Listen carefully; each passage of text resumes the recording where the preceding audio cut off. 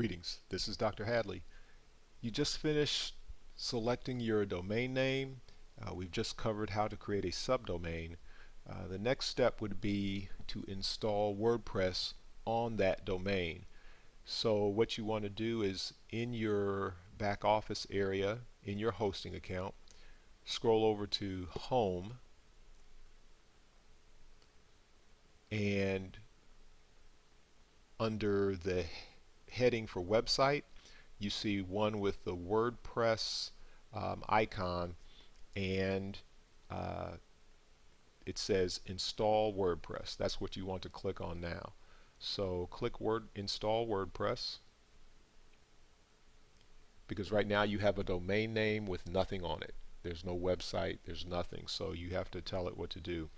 Now what you just saw was when you clicked install WordPress, it took you to this Mojo Marketplace. It loaded Mojo Marketplace. Mojo Marketplace is like it's like iTunes App Store or some other kind of an app store where you get access to all these applications.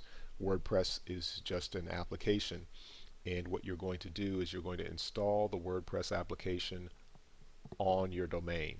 So once you get to this WordPress page, you will click on install, and once it installs, it's going to ask you to select the domain that you would like to install WordPress to.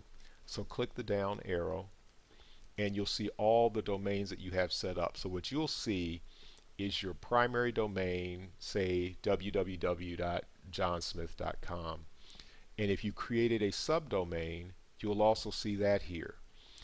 And as I mentioned earlier, you might want to create a subdomain if your primary site is johnsmith.com and you're not sure what the work that you do for the class is going to look like, or maybe you want to save your primary domain for something else that you'll want to do, another site that you'll want to build, maybe a full-fledged portfolio.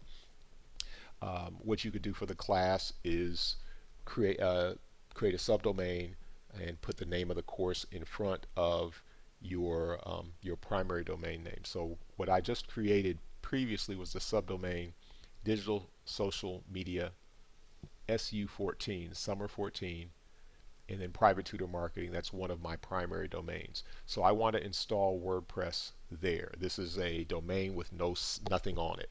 So if I click that and click check domain, it's just making sure that that domain exists and that the domain is clear and that there's no other content on it. So now it'll give you the prompt last step. You're almost there. Click show advanced options, and this is where you can change the administrative username. So when you log into this particular WordPress site, you have to type in a username. You can change it here.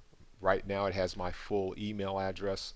I could change that to something else, and when I scroll down, it has one of these long passwords. I could actually change that to another password. So or I could just leave it alone. Let me just go back to what that was. I'm going to just take it back and leave it. Go here, drop down, click check domain,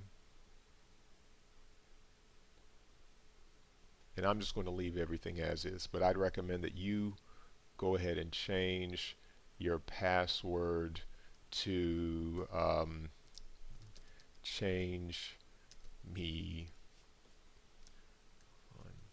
You can put anything here that you'd be able to remember.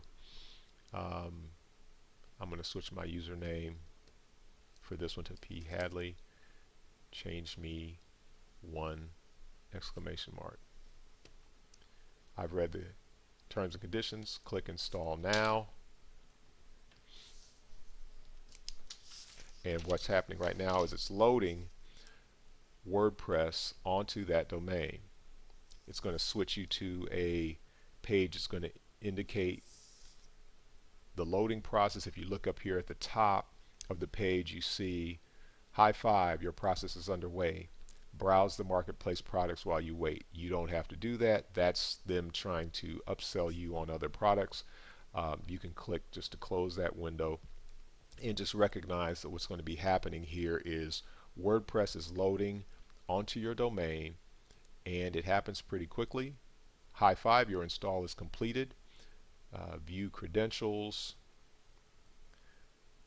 It's allowing me to do that. It's telling me information about my site, my access to my site, and it's telling things about the themes. But basically what you now have is an installed WordPress site, and what we'll do in the next video is we'll show you what you need to do next in terms of taking your bare WordPress site to give it some body, to actually select a theme for your WordPress site. We'll do that in the next video.